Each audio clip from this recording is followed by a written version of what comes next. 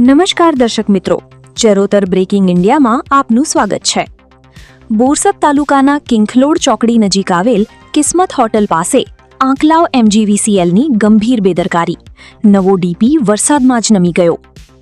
બોરસદ તાલુકાના કિંખલોડથી ભાદરણ જવાના માર્ગ પર આવેલ કિસ્મત હોટલ પાસે આંકલાવ એમજીવીસીએલની ગંભીર બેદરકારી સામે આવી છે। ટૂંકા સમય પહેલા જ સ્થાપિત કરવામાં આવેલ વીજ ડીપી થોડા વરસાદમાં જ નમી જવા પામ્યો હોવાનું સામે આવ્યું છે। સ્થાનિકોના જણાવ્યા મુજબ ડીપીના થાંભલાઓ યોગ્ય રીતે કોન્ક્રીટિંગ કર્યા વગર માત્ર માટીથી ફિટ કરીને ઊભા કરવામાં આવ્યા હતા। વરસાદ પડતા થાંભલાઓની આસપાસ ખાડા પડી ગયા છે અને સમગ્ર માળખું નમી જવા પામ્યું છે, જેના કારણે આસપાસના વિસ્તારમાં અકસ્માતનો ભય ઊભો થયો છે। સ્થાનિકોમાં પ્રશ્ન ઉઠી રહ્યો છે કે જો આગામી દિવસોમાં ભારે વરસાદ અથવા વાવાઝોડું આવે અને ડીપી ધરાશાયી થાય તો કોઈ મોટી જાનહાનિ કે દુર્ઘટના સર્જાઈ શકે છે। આવી સ્થિતિમાં તેની જવાબદારી કોણ લેશે તે એક મોટો તપાસનો વિષય બન્યો છે। સ્થાનિકોએ આંકલાવ એમજીવીસીએલના ઉચ્ચ અધિકારીઓને તાત્કાલિક સ્થળ પર તપાસ કરી જવાબદારો સામે કાર્યવાહી કરવા તેમજ જોખમી બનેલા ડીપીને સુરક્ષિત બનાવવા માંગ કરી છે। તંત્ર સમયસર પગલાં ભરી તે જરૂરી બન્યું છે, જેથી કોઈ અનિચ્છનીય ઘટના બનતા અટકાવી શકાય। આવી જ તાજી અને વિશ્વસનીય ખબર માટે જોડાયેલા રહો ચરોતર બ્રેકિંગ ઇન્ડિયા સાથે।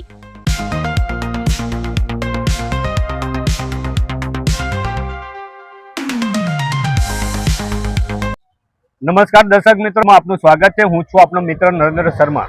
જે કિંખલોડ ચોકડી પર ભાદરણ થી કિંખલોડ રોડ પર જવાના માર્ગ પર એક કિસ્મત હોટલ નજીક ડીપી નાખેલી છે, તેને લઈને આજે એમજીવીસીએલ ની ઘોર બેદરકારી સામે આવી છે। સ્થાનિકોની અને જે હોટલ માલિકની કહેવા મુજબ કે ડીપી નમી ગયેલી છે, તો કાલ ઉઠીને કોઈ દુર્ઘટના સર્જાય તો એનું જવાબદાર કોણ, એ બાબતે આજે અહીંયા મીડિયા સમક્ષ રજૂઆત કરવામાં આવી છે કે ડીપી નાખેલી છે એના થોભલા પણ થોડા જ સમય નમી જવામાં આવ્યા છે। તો આપણે સીધી જ હોટલના માલિક સાથે વાત કરીશું। જે આપણે શું સમસ્યા છે? સમસ્યામાં એ રીતનું છે કે આપણે કનેક્શન લીધું છે 24 અવરનું। કનેક્શન આવતા જેવો પહેલો વરસાદ પડે એમાં એ રીતના ખાડા થઈ ગયા છે, આગળથી આખી લાઈન થોડી બેન્ડ થઈ ગઈ છે। કાલ ઉઠીને પડે આમાં જે સિમેન્ટ રેતીનું સ્ટ્રક્ચર આવે એ કર્યું નહીં, ઓનલી માટી પૂરણ કરીને આ લોકોએ પોલ ઊભા કર્યા છે। તમે જોયો આખી ડીપી આ રીતની બેન્ડ થઈ છે, કાલ ઉઠીને પડે કંઈ નુકસાન થાય, જાનહાનિ થાય, એનું જવાબદાર કોણ? મારી રજૂઆત એટલી જ છે, આ ગમે તારે પડે તો એનું જવાબદારી કોણ લેશે? તો હિતેશભાઈ, આજે તમે અત્યારે કોને રજૂઆત કરી? રજૂઆત અમે કોન્ટ્રાક્ટરને કરી છે, એમજીવીસીએલમાં કરી છે। આજે કરીશું એવું કહે છે, પણ કોઈ રિસ્પોન્સ મળતો નથી એમજીવીસીએલ તરફથી। જી હિતેશભાઈ, આપણે જે રજૂઆત કરી છે, કોન્ટ્રાક્ટરને રજૂઆત કરી, કોન્ટ્રાક્ટર દ્વારા તમને જવાબ કેવી રીતે મળ્યો? એમજીવીસીએલના સાહેબના કોન્ટ્રાક્ટર એવું જાણવા મળ્યું કે પહેલા જ્યારે આગલા 6-7 પોલ નાખે એમાં મેં મારું મટીરિયલ આપી લીધું, સિમેન્ટ રેતી કપચી એવું। બીજી વખતના બીજા પાર્ટમાં જે પોલ નાખવા આવ્યા એમાં મેં મટીરિયલ આપ્યું નથી। એમના દ્વારા એવું જાણવા કહે છે મને કે તમે મટીરિયલ આપ્યું હોત તો અમે નાખોત। પહેલા મેં મટીરિયલ આપ્યું હતું, એ લોકોએ એડ કરીને જે પોલ નાખ્યા એ બધા ફિટ છે। હવે પછીના જે પોલ નાખ્યા વિધાઉટ મટીરિયલ સ્ટ્રક્ચર ઊભા કર્યા વગર નાખેલા છે, એની લીધે પોલ થયા છે। એ લોકો એવું કહે છે કે અમને મટીરિયલ આપ્યું હોત તો અમે કરો।